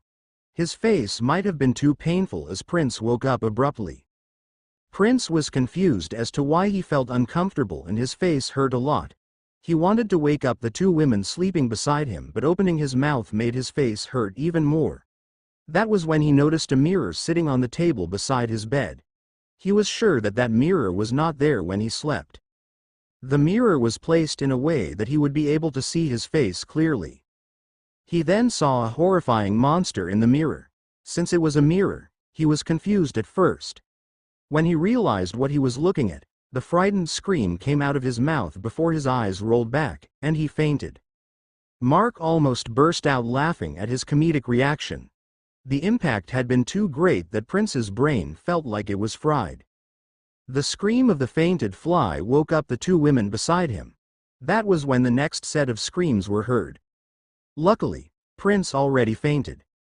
If he was still conscious, the disgusted screams of the women he conquered would surely make him black out in shame. Soon, Mark received the report of what happened from Lieutenant Baller. Since Mark did not even hide his good mood, it was easy for the soldier to realize what happened. Of course, he just stayed quiet. The lieutenant himself was annoyed with that guy. As Mark and his group did not interact with that person, they did not experience how that guy boasted about his looks and compared himself with the shoddy-looking soldiers. They also heard him comparing himself to Mark for the latter to be surrounded by beautiful girls. As these soldiers respected Mark and his group, they were offended by that. "We will proceed with the schedule. We are already delayed by a day, so we can't postpone it again," Mark said. "Yes, sir." What they were talking about was about delaying the journey for another day. Harold requested such because of Prince's current condition. The lieutenant himself would not want to, but he still needed to undergo the right procedures even if it was just for show. That was why he still asked Mark. Receiving the order from Mark, Harold clenched his fist. There was no doubt that the commander was suppressing them. However, there was nothing he could complain about. It was all brought upon by Prince himself. The time for departure was already here. Because Prince was still unconscious, the men in their group had to hold back their disgust as they tried to help Prince up. The moment they made Prince stand up, however, splat! Something fell out of his shorts. He was wearing a rather loose one because of his bruises on his feet and legs. It made it easier for the thing that fell to slip out. Everyone around looked at what had fallen for it to make such sound. Erp! Everyone felt their stomachs turn upside down. Frightened and disgusted shrieks came out of the women's mouths. Kate was not an exception. What had fallen was nothing else but Prince's complete set of rotting manhood. Finally, they left the retreat house after they got delayed for a day. A small congregation of infected had already gathered by the main gates. Nevertheless, the number was still small that Giffer and Chafflar dealt with the infected without effort. Besides, most of them were the slower eaters for some reason. If they spent another day, it would be a different thing though. The infected numbered about 100 or 2 already. More time spent would surely bloom this number into thousands. The convoy left in a rather awkward manner. Since the screams this morning rattled everyone, many of them inquired about what happened. They immediately regretted asking. Everyone that heard the answer could not help but imagine the scene inside their minds. They shivered. That was the case especially with the group of survivors Harold led. They saw everything with their own eyes after all. Even when lunchtime came, none of them had the appetite to eat. It was even if they covered Prince's face securely to avoid seeing it. For some reason, the lunch distributed had canned meat in it. It made them lose their appetite even more. Big Bro is in a good mood, isn't he? Jaya spoke while looking outside through the window of their vehicle. She could see that there was a slight smile on his face and he was even chuckling. Case and Kara, who were allowed to sit inside the Exceed personnel carrier, could not help but also look. They were still quite timid since they were new to the group. The luxurious appearance of the vehicle inside made them even stiffer as they did not want to break anything. The two were also curious about Amihan and Aphelia, who were both sylphs that should be only found in fairy tales. To what Jaya said, Aphelia sighed. "Yeah, Master is in a good mood. He's having fun tormenting other people." Everyone inside the vehicle agreed with that. As if they would not realize what Mark had done. He even gave orders to the soldiers about the food that would be rationed out for lunch. As for Case, however, he felt gratitude. He knew that what Mark did was not for him or Kara. However, Mark did something that he was not able to do and he was thankful for that. Prince got what he deserved. There was no way for him to recover. With a lightened mood, Case and Kara watched the sceneries outside the window pass by. They managed to choose what path they wanted to take. Unlike back in the municipal hall where they had no other choice but to wait and suffer if they did not want to submit. While they had those things in mind, the day passed with the longest travel they had since the apocalypse started. The battle on the road was quite intense and there were quite many roadblocks to clear. And finally, everyone cheered as they reached the edge of the cityscape and entered the Marikina Infanta Highway before sunset. Day 69 to 5:48 p.m. Marikina Infanta Highway, San Jose, Antipolo, Rizal. As they reached the highway, everyone was in glee. Reaching the outskirts of the cities made everyone feel at ease. It was because of the number of infected within the cities being very large. After leaving the cities and entering the rural areas towards eastern Luzon, they thought that it would be easier already. However, that was the mindset cultivated by survivors that stayed in the middle of heavily infested cities. The real story was way too far from that. In fact, the danger did not lessen at all. For a lot of instances, it might have been even more dangerous. At these parts, the infected might be lower in number. What made it worse was that these infected were a lot stronger than the ones around cities. It was because they managed to survive an environment filled with mutated predators. Also, for the most part, Marikina Infanta Highway was surrounded by forests and mountains. Mutated animals were more prominent in these areas than the infected. Their cheers did not last long after the convoy was blocked by a 2-meter dog in the middle of the highway. If not for the existence of Mark's group, that dog was enough to wipe out a large part of the convoy. The dog was a feral one as Mark assessed. Thus, there was no problem with killing it immediately. This dog that wanted to prey on humans turned into meat to keep instead. People might have problems eating meat from these kinds of animals, but it was different after the apocalypse started. Not only that the survivors would be picky about fresh meat for dinner, but the meat of mutated animals was also far more nutritious and had positive effects on evolvers and mutators. Thus, the dinner was decided that way. It was a blessing for everyone but the group of survivors from the municipal hall of Taytay though. Every time they see meat or even the infected, the memory of what they saw this morning would flash in their minds. Although they reached the highway, they did not have enough time to traverse it. As such, they went off from the initial direction of the highway's curve. About 600 meters away from the highway, the place where they would spend the night was located. It was a place Mark, Edsel, and Colleen saw when they were on the way to Bay City. What made this place stand out from the sky was because it was a mansion with a wide lot. The lot was surrounded by almost 3-meter walls, making it a secure place in a rural area like this. This place really gives you a vibe that it's owned by a politician, don't you think? Colleen said as they went out of their vehicles. Entering was not a problem for them as it was easy for many mutators, or even evolvers, to jump over the walls and destroy the lock inside. Colleen could not be blamed for her assumption as the design of the place was basically the same as how it was in movies. After entering through the gates, there was a wide road to traverse before arriving at the actual mansion. Furthermore, the tall walls surrounding the place made everyone think that whoever lived here prioritized their security. The landscaping beside the road and the gardens were also elegant looking. Well, if the plants were not overgrown. Without anyone tending the place for 2 months, the landscaping had turned ragged and messy. Securing the area, they found that there was no danger inside the premises of the mansion. Still, they found traces of dried blood, broken windows, and the back door of the mansion was destroyed. Looking at the markings on some of the furniture covered with dried blood, it seemed that the cause of this was not infected but a mutated animal. The poor inhabitants of this mansion managed to escape the initial outbreak but were wiped out by mutated animals instead.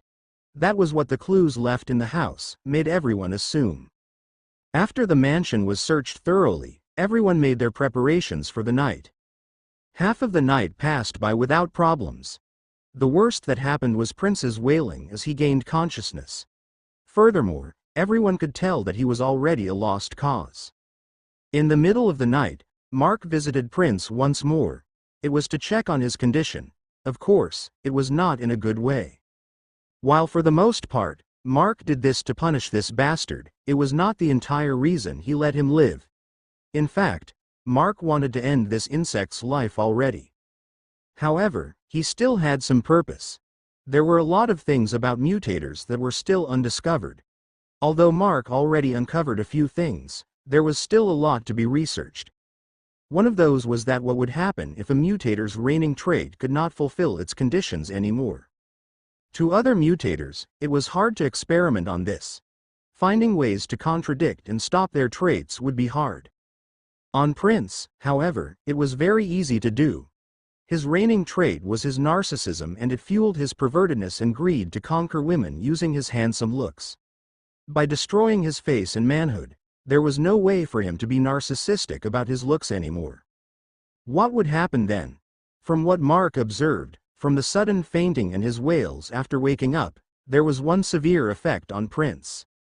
He was losing his sanity, literally. His mental health was deteriorating at a fast rate. In another 2 or 3 days, Mark estimated that this pervert would totally lose his mind and become insane. What a suitable ending for this person. You are here, aren't you? Mark suddenly heard a voice. This made him quite surprised. Since he just stopped by to take a peek, he only concealed himself with optical camouflage, and did not bother to make everyone sleep deeply. Nevertheless, it would not be easy to find him. Furthermore, he was sure that everyone was asleep from their fluctuations. Unless. Mark turned to the source of the sound. There, Kate sat looking at his direction. It was even though he should not be visible. She was in her transformed state. Part of her neck, cheeks, and forehead was covered with multicolored scales. Kate's eyes that were staring at Mark was releasing a bluish glow around her pupils. Probing Kate, Mark did not talk and just stared at her. You can't pretend that you are not there. Kate pointed at her glowing eyes. I can see you because of your body temperature. After saying that, she looked around. Seeing that everyone was still asleep, she stood up and made a gesture at Mark to follow her. Kate then went out to the balcony of the mansion when she saw that Mark followed her. So, what do you want? Mark cancelled his optical camouflage and asked. Kate turned around and asked, what do you think of me? The way she asked was rather suggestive that Mark's eyebrows twitched. A thought? Mark replied without even a pint of hesitation. Kate's smile froze. She surely did not expect that kind of response. Her shoulders drooped in realization. Do I really look that kind of woman? She murmured. To everyone, you do. Mark added, which pierced another arrow on her. Huh. It's no use then. She sighed as she clasped the railing on the balcony. Case and Kara managed to leave. I thought that I can too. I just wished that those two asked me to come with them. Of course, they won't, Mark spoke. You looked like you were enjoying being Harold's right hand while sucking up to him on every possible occasion. Did you hear that from them? Kate looked even more down. However, it made her look like she was just asking for pity. Those with weakness to this would surely fall. However, Mark could tell that she was genuinely sad. I don't even know why everyone thinks of me like that. I never even slept with any man my whole life. Mark scratched his head. It seemed that he also had a wrong impression of her. He judged Kate by her reigning trait.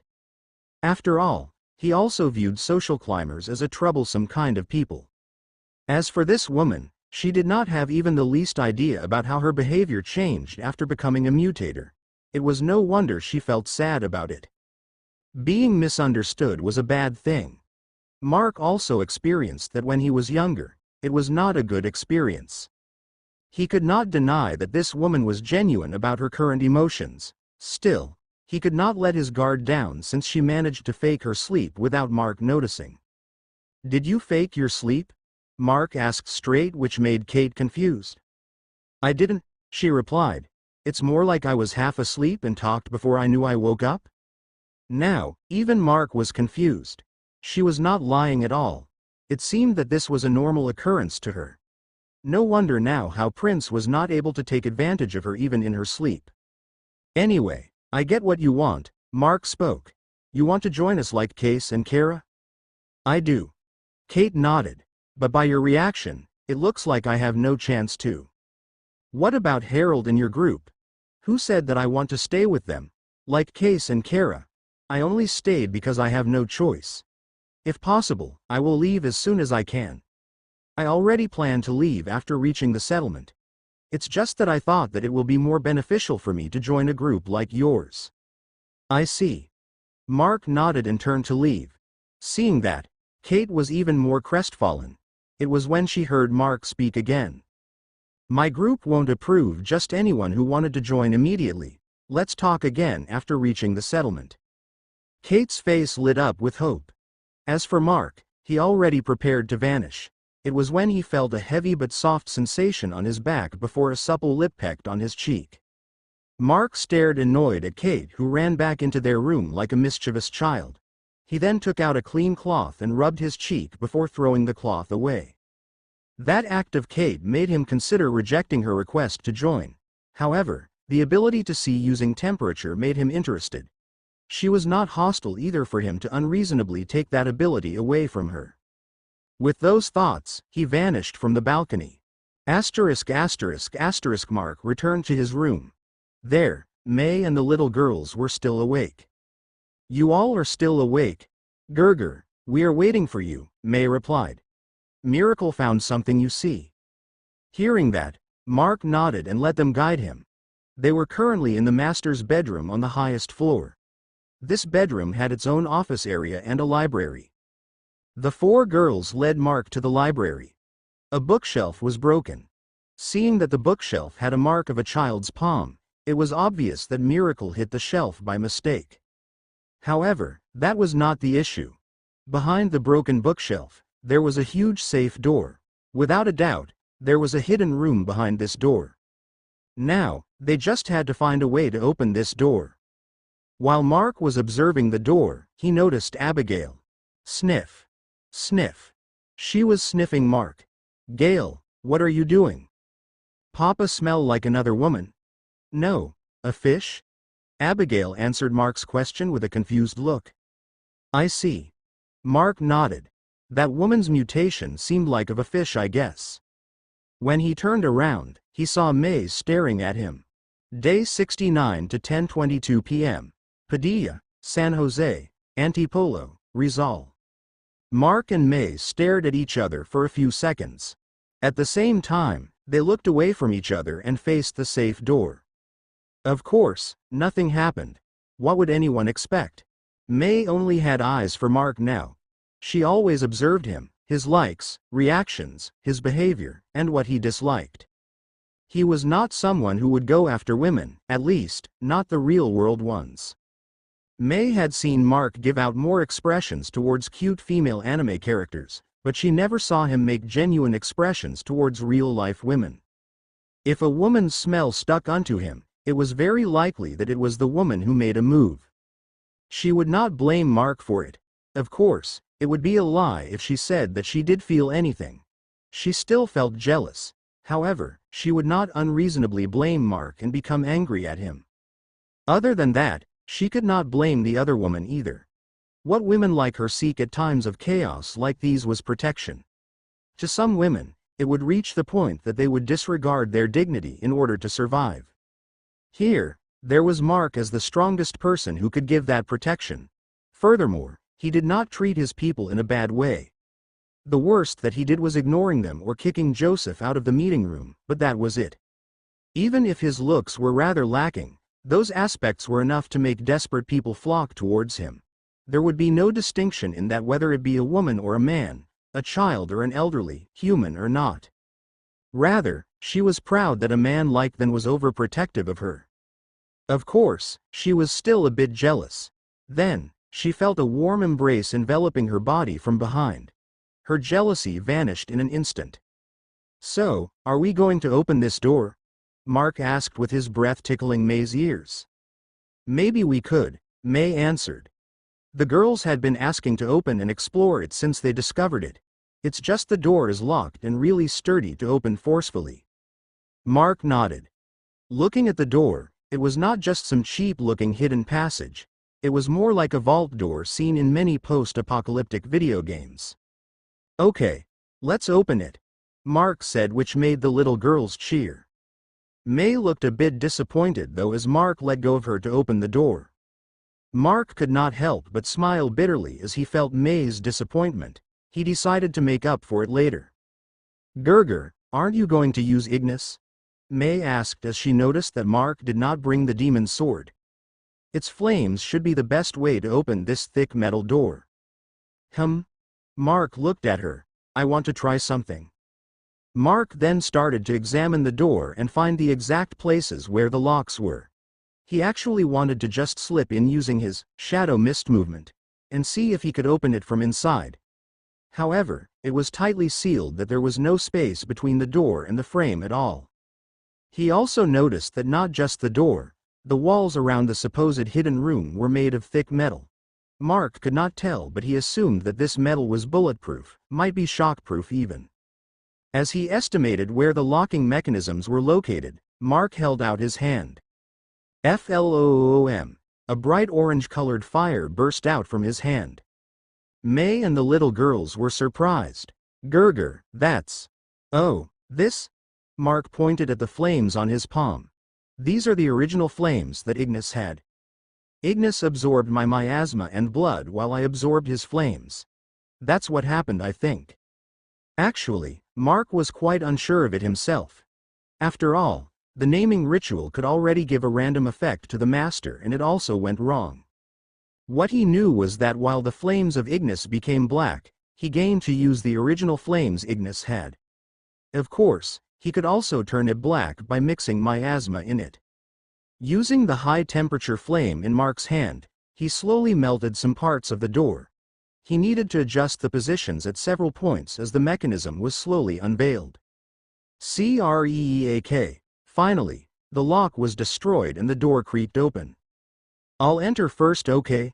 Mark said as he blocked the excited little girls from entering first.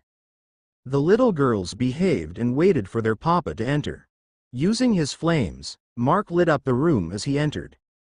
There was nothing. The hidden room was just a 3-meter by 2-meter room. There were a few cabinets with books and a couch for reading. Aside from those, there was nothing else. Gurgur, is it fine to enter? May peeked through the door while holding her flashlight. It's okay. Just enter. The room is quite small though. Mark replied. Once the 5 of them were all inside the room, the little girls were a bit disappointed. They thought that there would be something interesting inside. There was nothing but books though. Miracle even tried moving the cabinets and removed the books but saw nothing behind. Is this all? May also looked disappointed by what they found inside. Let's look around some more. I don't think that this is all. Mark said as he started to investigate. Moving the cabinets and the couch, removing the carpet on the floor, and even removing the paintings on the walls. Unfortunately, nothing was revealed. There was nothing but metal tiles all over the walls and the floor. Mark then went for the last resort, knocking on the walls and the floor. Mark did not believe that this room was all of it. Looking at the layout of the house, the secure walls, and this hidden room, he deduced that the person that owned this house was rather overly cautious about their security. This meant that the layout of this hidden room could just be a disguise. Soon, Mark's suspicion was answered. He was right. On the set of metal tiles at the corner of the hidden room, the sound made after he knocked was different from other areas. Once more, he started melting the thick metal tiles with his fire. Master, what is everyone doing? Amihan and Aphelia that went for a night stroll came back and saw what was happening. Being away from nature for too long, Amihan asked Aphelia to take a fly around the area. Adventure. Miracle was the one to answer first, which made Abigail and Iola nod. Anngggg. A sound was heard after Mark removed the melted metal tiles. Sure enough, it was a trapdoor with a ladder going down. Like before, Mark took the lead and went down. The ladder was quite high. In Mark's estimate, the ladder actually led him even lower than the basement of the mansion. Reaching the end of the ladder, there was a flight of stairs that lead to a door below. And it was another thick metal door. Mark could not help but scratch his head. This was the third one. For sure, the owners of the house were overly cautious for them to make something like this. It was good that there were no traps so far. If there was, Mark could surely question the sanity of the person that made this. For several more minutes, Mark melted parts of the third door. As it was safe, he let everyone go down while he worked on the door. The third door was twice as thick as the first door, making it harder to open. It was a pain to melt with his flames. Finally, the third door was opened. Nevertheless, Mark started to promise in his heart that if there was nothing behind this door, or this door was not the last one, he would make this place explode tomorrow. Fortunately, That was not the case. Upon entering, what welcomed them was the stale air that was enclosed in this place for too long. Ignoring the bad air, everyone was amazed. This place was not just an emergency shelter, it was actually an underground bunker. The whole place was huge. In Mark's estimate, the bunker occupied half of the lot. Emihan, manipulate the air to remove the stale gases inside. Some harmful chemicals might have mixed with the air too. Mark asked the sylph to remove the bad air and replace it with a fresher one. Okay. After Emihan blew the bad air out of the house through the passage they just went through. Finally, they explored the bunker. It was a jackpot.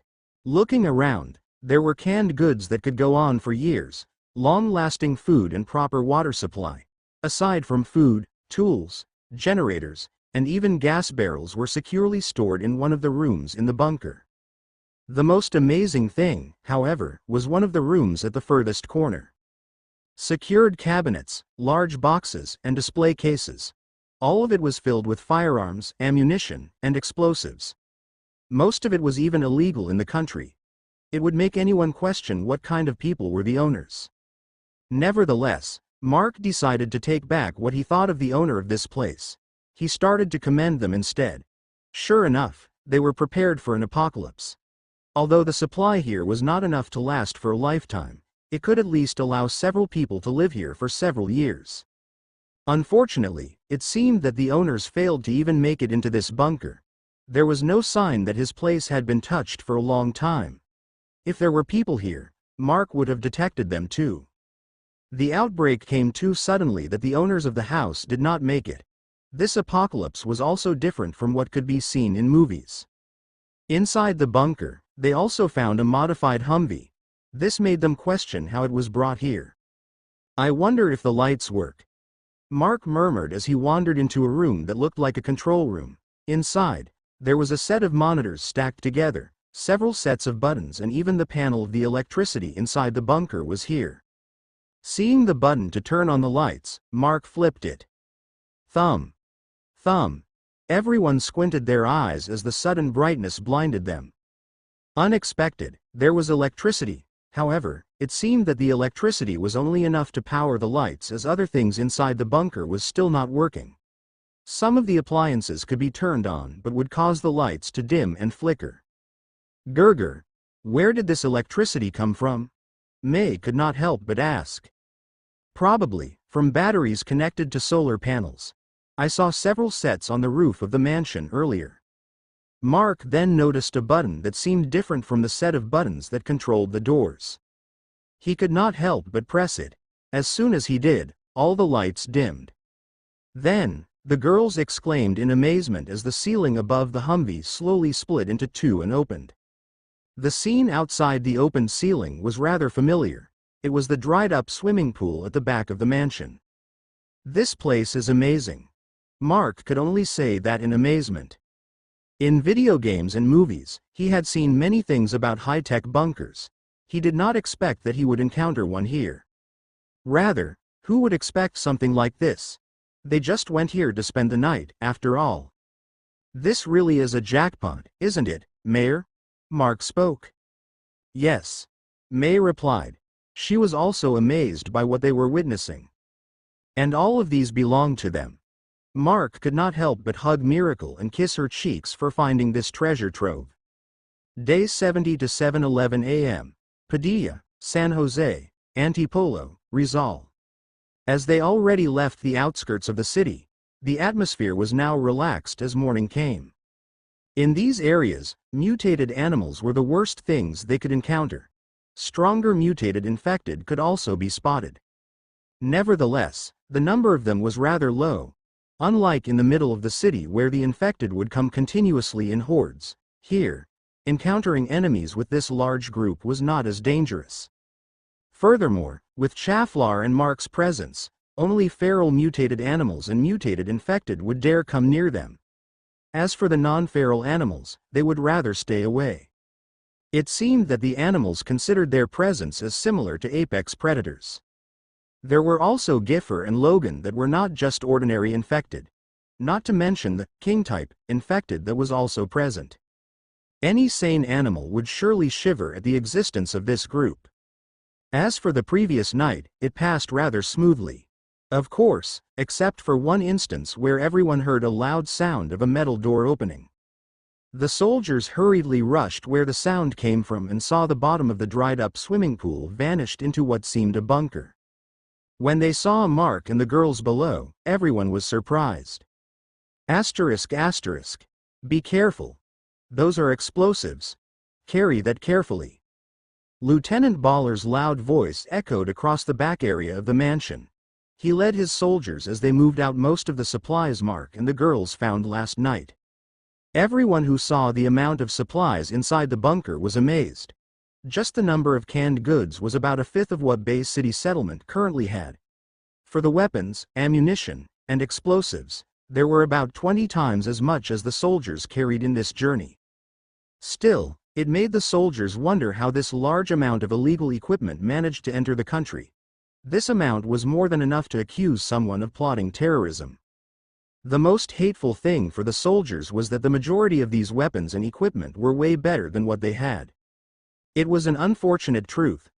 The weapons, equipment, and even the vehicles the military of this country had were outdated. The government deemed research for weapons as unnecessary. Thus, there was no weapon research done by the government known to the public.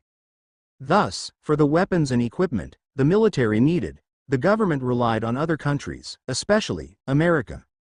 In fact, most models of guns the armed forces of the Philippines had were American models. It was the same for tanks, military vehicles, and even aircraft. The worst part, other countries would surely not try to sell their newest technology. That was why the armed forces ended up with these old models.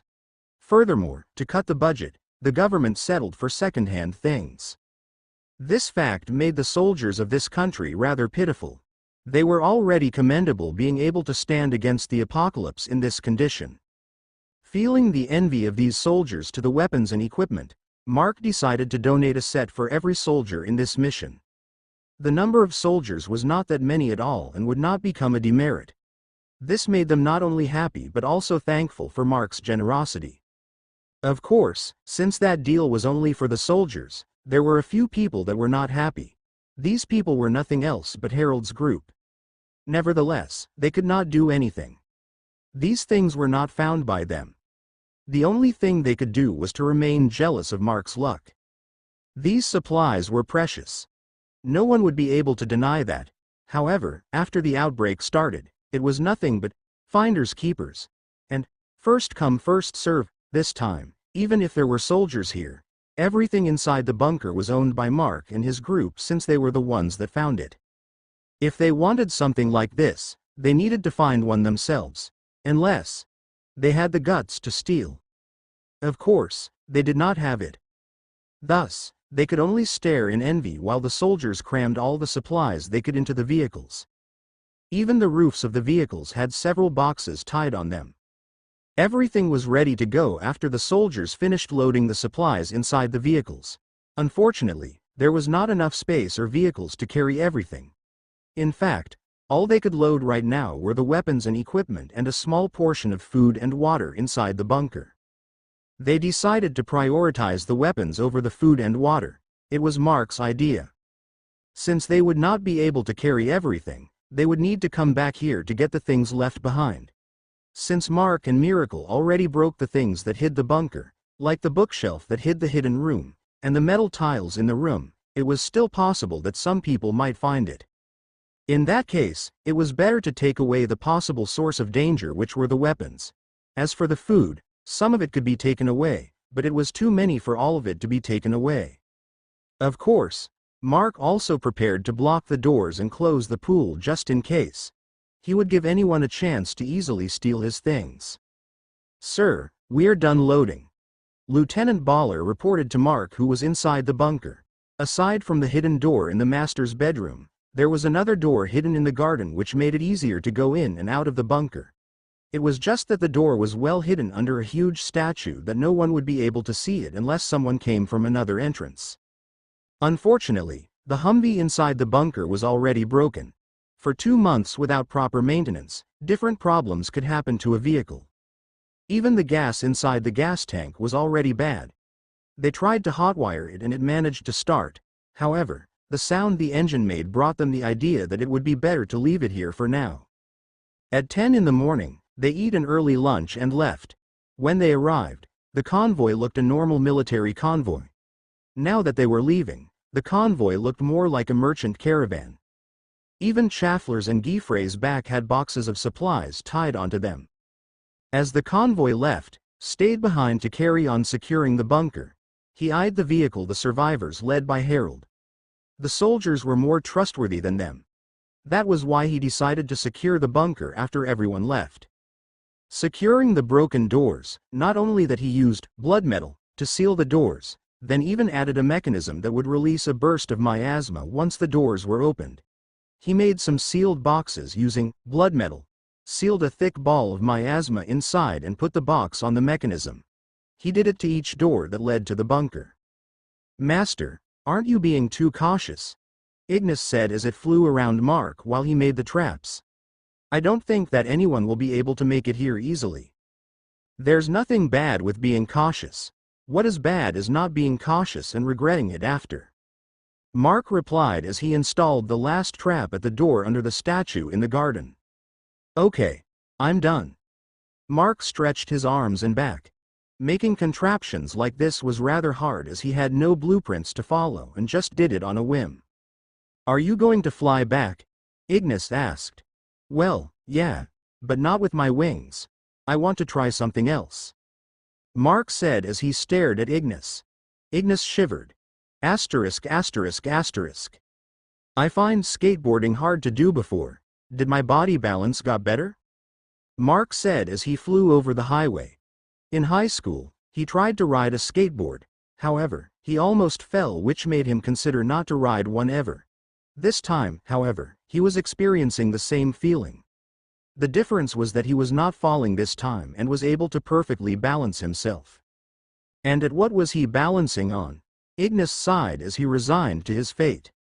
The demon sword flew at fast speeds while Mark balanced himself on it.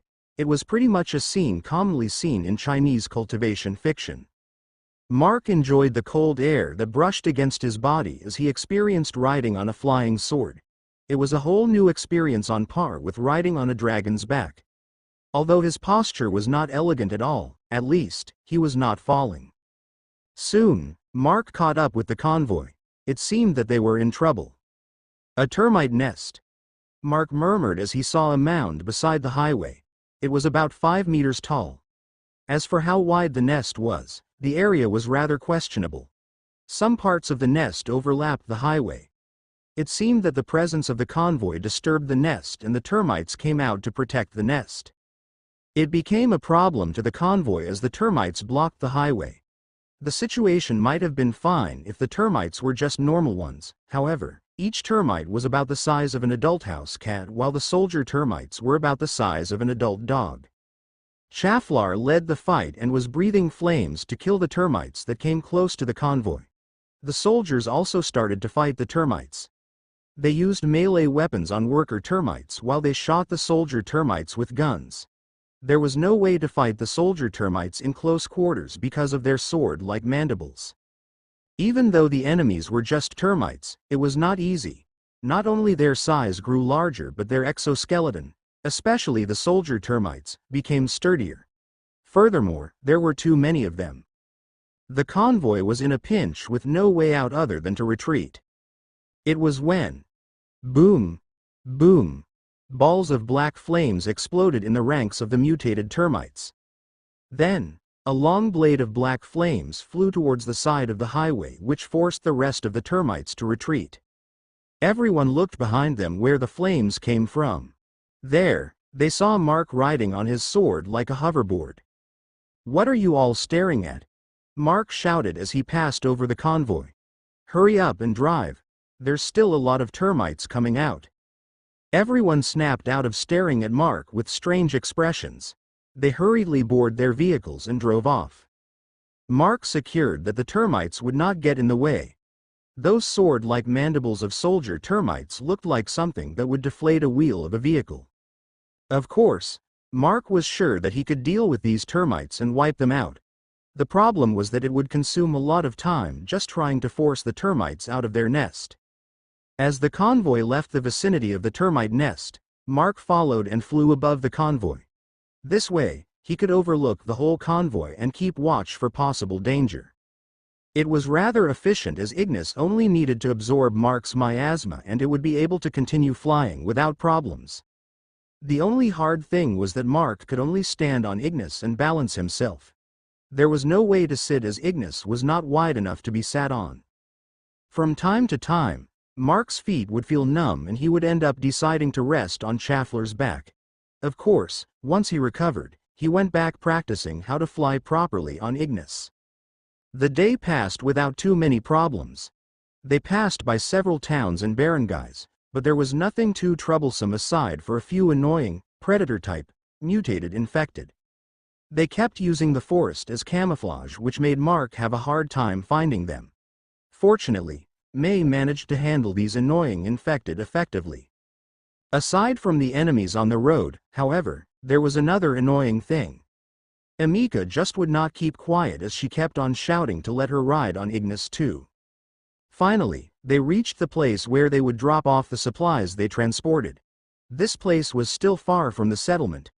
However, this place was where the road that led to Barangay Daraitan was located. Since there were no roads leading directly to their base, they could only use the one going through that barangay. However, Mark could not bring this convoy there or the location of the convoy would be compromised. As such, they decided to drop the supplies in a hidden place nearby and leave Schaffler to guard it. After they dropped the supplies off and left Schaffler, they continued on their way. It was already after sunset. However, there was no need to set up camp. Spending another hour under the night sky, they finally reached the new Infanta settlement.